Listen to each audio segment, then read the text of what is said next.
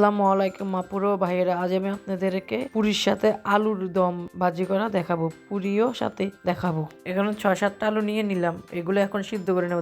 সিদ্ধ বসাই দিছি একটু লবণ দিয়ে। এখানে পেঁয়াজ গুলা কুচি করে নিছি, কাঁচামরিচ গুলা কেটে নিছি, ধনিয়া পাতা গুলা কেটে নিছি, আলুগুলা সিদ্ধ করে নিছি। প্যানের মধ্যে তেলটা দিয়ে দিলাম, তেলটা গরম হয়ে গেছে, এখন পেঁয়াজ গুলা দিয়ে দিলাম।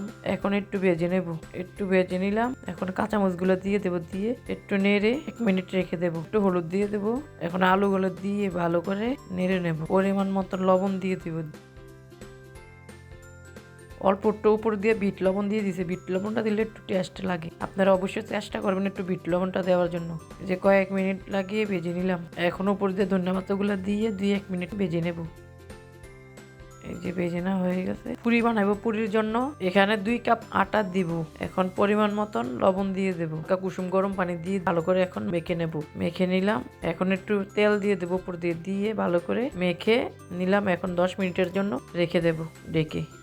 10 মিনিট পর ফিরে আসলাম, হালকা হালকা নরম হয়েছে। এখন ছোট ছোট করে গুল্লা করে নেব।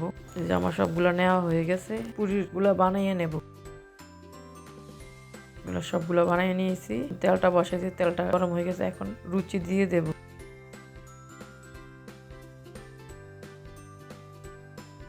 এক এক করে একভাবে সবগুলো লুচি ভেজে নেব। এই যে সবগুলো লুচি ভেজে নিলাম। আলুর দমের সাথে সস দিয়ে খেতে পারেন। আপনারা যদি আমার ভিডিওটা ভালো লাগে অবশ্যই লাইক, কমেন্ট, শেয়ার এবং